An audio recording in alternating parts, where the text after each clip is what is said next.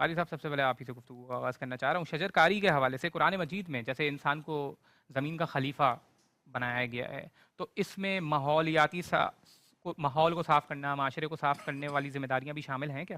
بالکل پوری ذمہ داریاں شامل ہیں، اس لیے کہ دنگا فساد سے روکنا، ماحولیات کی خرابیوں سے روکنا، لوگوں کو تکلیف سے روکنا اس خلیفے کی ذمہ داری میں آتا ہے۔ جی اور اللہ تعالیٰ نے یہ بات تخلیق انسان کے وقت یہ کہہ دی کہ انی جاعل فی الارض خلیفہ۔ تو اللہ تعالیٰ نے یہ بات وہیں سے ودیت کر دی انسانی فطرت کے اندر کہ یہ ماحول کو درست رکھنا تمہارا کام ہے۔ حتیٰ کہ رسول اکرم صلی اللہ علیہ وسلم جب بعض علاقوں پر چڑھائی بھی کرتے، یہود و نصارہ کے ان کے علاقوں پر حملہ آور ہوتے، تو صحابہ کرام کو جو ہدایات دیتے ان میں یہ ہدایات بھی شامل ہوتی کہ ان کی فصلوں کو نقصان نہ پہنچائیں، ان کے درختوں کو نہ کاٹیں، عورتوں کو نہ ماریں، بچوں کو نہ ماریں، ان کی دیواریں پھلانگ کر ان کے گھروں میں داخل ہو کر ان کو وہ نہ کریں۔ تو یہ اس کی ذمہ داری ہوتی ہے کہ ریاست کی، اسٹیٹ کی، کہ وہ ایسا کرے۔ یہاں تو یہ ہوتا ہے کہ میں کافی بچپن میں دیکھتا تھا، ہم پنجاب کے اصل رہنے والے ہیں، تو سڑک کے جو روڈ کے دونوں کنارے نا بڑے بڑے درخت ہوتے ہیں۔ تو ایک دور آیا مصطفیٰ کھر کا، اس نے سارے درخت اپنے دور اقتدار میں وہ کٹوا کے وہ بچوا دیے۔ اب وہ بکوائے تو سڑکیں خالی ہو گئیں۔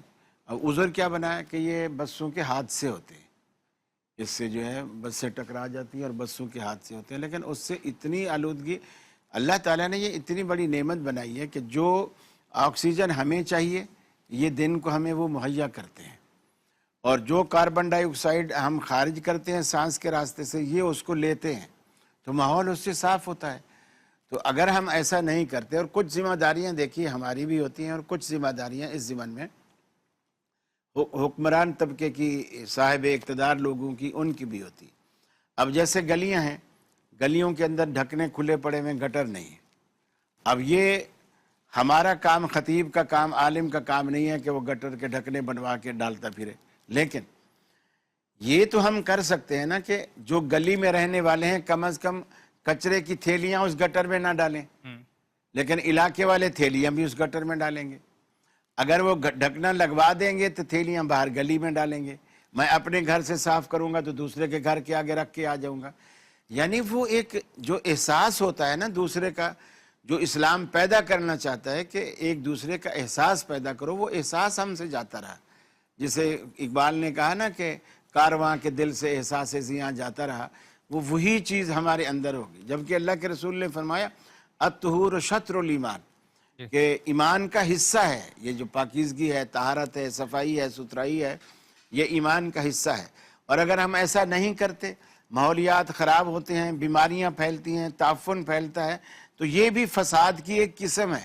اور قرآن مجید خود کہتا ہے ظہر الفساد فی البر والبحر بما کسبت ایدی الناس، یا ایک جگہ فرمائے بما کسبت ایدیکم، کہ تمہارے کرتوتوں کے سبب یہ دنیا میں سارا یہ فساد جو پھیل چکا ہے اس کی ذمہ دار تم خود ہو۔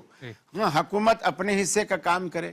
مثلا آپ دیکھیں سندھ کی جو حالت ہے، سڑکیں گیس والے ہیں، سارے گلیاں، شہر، ساری سڑکیں کھود کے چلے گئے ہیں۔ اب یہ حکومت کی ذمہ داری نہیں تھی کہ ٹھیکہ دیتے وقت ان پر یہ بھی ذمہ داری لگاتے کہ کھود تو لو، اپنا کام کرو، لیکن بعد میں اسی پوزیشن میں سڑک کو چھوڑو بھی، لیکن وہ ذمہ داری کوئی نہیں۔ اور ممکن ہے یہ کاغذوں میں کھد بھی گئی ہو اور کاغذوں میں بن بھی گئی ہو، یہ بھی کوئی پتہ نہیں، یہ سب کچھ ایسا ہو جاتا ہے۔